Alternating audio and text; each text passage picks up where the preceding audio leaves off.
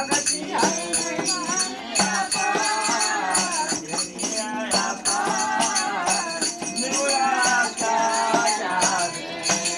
पूजनीय गुरुदेव महाराज की। धर्मदास साहिब विनती करते हैं कि गुरु भक्ति की महिमा अपार, निगुरा क्या जाने। भक्ति रा मार्ग है अति झीना, जैसे मकड़ी रा तार। जैसे मकड़ी का तार कितना महीन होता है, वैसे ये भक्ति है, बहुत महीन है। ये परमात्मा का ज्ञान बहुत झीना है, जो किसी को समझ में, निगुरा को नहीं समझ में आएगा। अगर निगुरा के सामने गुरु का बखान करेंगे तो नहीं बता पाएगा, नहीं समझ पाएगा, कुछ नहीं मानेगा। कि भक्ति रा मार्ग है अति झीना, जैसे मकड़ी रा तार, निगुरा क्या जाने। भौरे सागर में नाव चलत है। ये पूरा संसार भवसागर है और इसमें ये जीव रूपी नाव चल रही है। ये शरीर इस भवसागर में चल रहा है कि भौरे सागर में नाव चलत है, हमारा सतगुरु खेवड़ हार, निगुरा क्या जाने। इस शरीर रूपी नाव इस भवसागर में चल रही है और इसको चलाने वाला सिर्फ गुरु है, गुरु का ज्ञान है। और अगर ये बात निगुरा को बताए, निगुरा आदमी के सामने जैसे भैंस के सामने बीन बजाए तो भैंस क्या समझे, उसी प्रकार से अगर निगुरा आदमी के सामने गुरु भक्ति की बात करेंगे तो कुछ नहीं समझ पाएगा।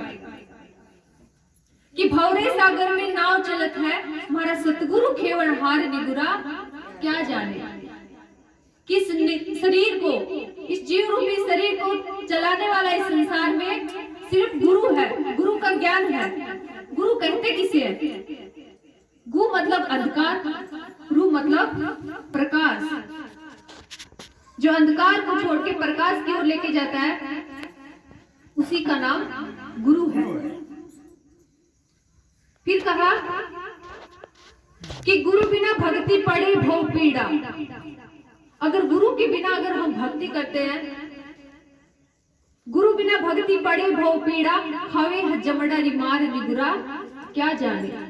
अगर गुरु के बिना अगर भक्ति करते हैं, कितना हम पूजा पाठ करते हैं, तीर्थों में चले जाते हैं, दान पुण्य कर देते हैं, कितना हम सत्संग सुनते हैं, अगर गुरु के बिना अगर सुनते हैं तो कुछ लाभ नहीं मिलने वाला। कि गुरु बिना भक्ति पड़े भव पीड़ा। इतने लोग आते हैं सत्संग सुनने के लिए, कितने सत्संग प्रेमी आते हैं सत्संग सुनने के लिए, लेकिन अधिकतर निगुरा आते हैं। कुछ लोग हैं जिन्होंने गुरु बना रखा है। ठीक है, सत्संग सुनने आते हैं, जब तक ज्ञान ना हो जाए तब तक गुरु भी नहीं बनाना चाहिए। जब ज्ञान हो जाए कि हाँ हमको गुरु बनाना अति आवश्यक है, तभी गुरु बनाना चाहिए। कि गुरु बिना भक्ति पड़े भव पीड़ा, खावे है जमड़ा रिमार, निगुरा क्या जाने। जब ये काल की मार खाएगा अगर गुरु बना के अगर भक्ति करेगा तो। ये धर्मदास साहब विनती करते हैं कि धर्मदास जीरी अर्ज गोसैया, सतगुरु हंसा ताह कड़ियार। कि सतगुरु ही एक ऐसे हैं जो इस जीव को उस परमात्मा से मिला देते हैं, इस भवसागर से पार कर देते हैं। ये गुरु ही काम कर सकते हैं। ऐसा गुरु आते हैं हमको ज्ञान सुनाने के लिए। पहले ऐसा होता था कि गुरु के पास ज्ञान लेने के लिए जाना पड़ता था, लेकिन अब तो स्वयं गुरु आते हैं हमको ज्ञान सुनाने के लिए। संत आते हैं, आपके गांव में आते हैं, घर घर में जाते हैं सत्संग सुनाने के लिए। जैसे प्यासा होता कुएं के पास जाता है, अब तो उल्टा हो गया। अब कुआं आ रहा है प्यासे के पास कि पानी पी ले, थोड़ा मन को शीतल कर ले। इसलिए गुरु आते हैं, ज्ञान सुनाते हैं। जैसे अगर कुछ जीव ऐसा होता है कि गुरु का ज्ञान उनको ठीक लगता है, गुरु की वाणी उनको ठीक लगती है। जैसे कोयल और कौवे की कहानी सुनी होगी। कोयल बड़ी चतुर होती है। कोयल अपना बच्चा स्वयं नहीं पालती है, वो जाके कौवे के अंडों में मिला देती है। और कोयल का और कौवे का अंडा एक जैसा होता है। और कौवा बड़ा उसकी देखभाल करता है, बड़ा प्रेम से उसको पालता है, पोसता है। जो ही अंडा फोड़ता है और उसमें से जब बच्चा निकलता है तो कौवा अपनी आवाज उसको सुनाता है। लेकिन कोयल का बच्चा तो अलग होता है, उसको कौवे की आवाज ठीक नहीं लगती। वो जो सुनना चाहता है उसको वो आवाज ठीक ही नहीं लगती। जो कौवे का बच्चा है, जब कौवा उसको आवाज सुनाता है तो उसको ठीक लगती है। लेकिन जो कोयल का बच्चा है उसको कौवे की आवाज ठीक नहीं लगती। तब कोयल जाती है उसी लोक में, उसी क्षेत्र में जाती है जहां उसने अपना बच्चा छोड़ा था, और वहीं भी अपनी आवाज सुनाना शुरू करती है। तब वही कोयल का बच्चा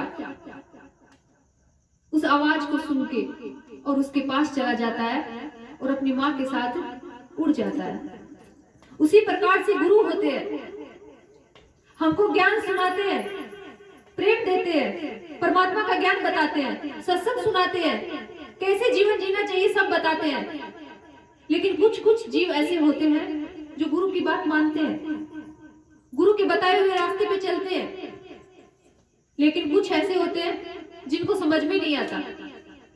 इतनी देर यहाँ पे 2-3 घंटा सत्संग होता है, कुछ लोगों को समझ में आता है, कुछ को नहीं भी आता है। कुछ एक कान से सुनते एक से निकाल देते हैं, अपने हृदय तक नहीं पहुंचाते हैं। ज्ञान सुनने का क्या मतलब?